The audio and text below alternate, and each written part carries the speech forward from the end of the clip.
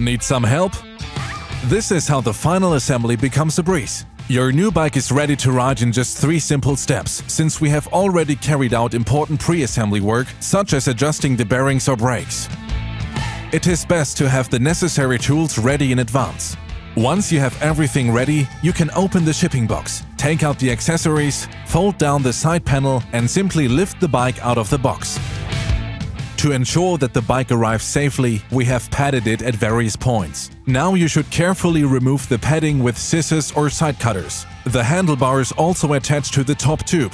Please be careful with the cables on your bike. Since we are already on the handlebars, let's move on to the handlebar assembly. At first, loosen the handlebar clamping bolts with the right tool. Place the handlebar in the center of the stem, with the label facing in the direction of riding. Put on the stem faceplate again and tighten it so that you can still easily turn the handlebar. If you have a carbon handlebar, please check if mounting paste has already been applied to the clamping surface or apply some if necessary. When you are finished with the handlebar, you can continue with the pedals. Each pedal is marked with a dot in a color that matches the respective crank arm. First, screw the left pedal counterclockwise into the left crank arm. The right pedal is screwed clockwise into the right crank arm.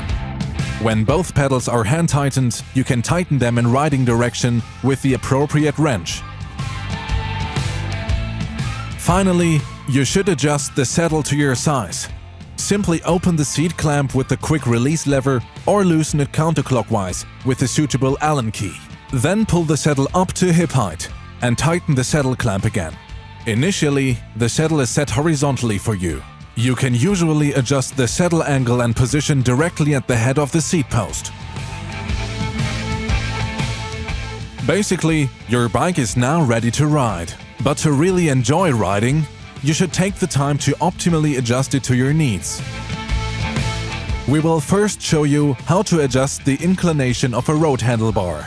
This requires loosening the stem bolts slightly so that the handlebars can be turned. By default, the shift and brake lever grips line up with the upper bar and should be aligned parallel to the stem body. Turn the handlebar up a bit to keep the riding position more upright and relaxed, or down a bit to sit sportier and more aerodynamic. If you have a straight handlebar, turn it up or down so that you can comfortably grip the brake levers. Ideally, you can actuate all levers with your fingertips. Straight wrists, when the forearm and fingertips are in line, allow for optimal blood circulation.